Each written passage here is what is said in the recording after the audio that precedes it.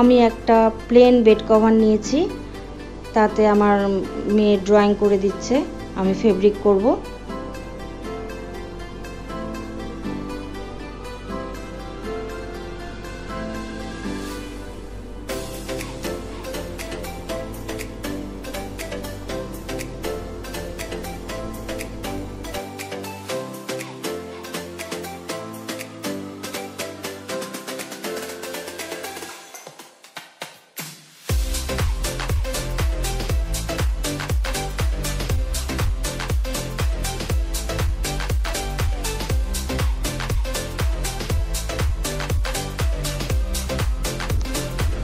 আমি Camlin acrylic fabric colour দিয়ে fabric করছি।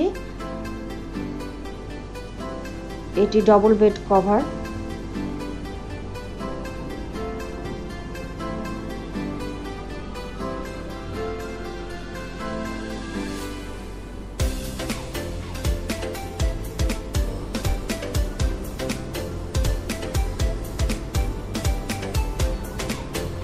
বেড কভারটি কমপ্লিট হয়ে গেছে।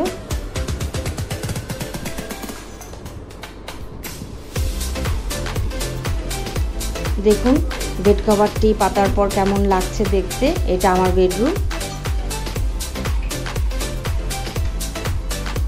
আর এটা ব্যালকনি, আমার ছোট্ট ব্যালকনি। অল্প কিছু গাছ রেখেছি তাতে।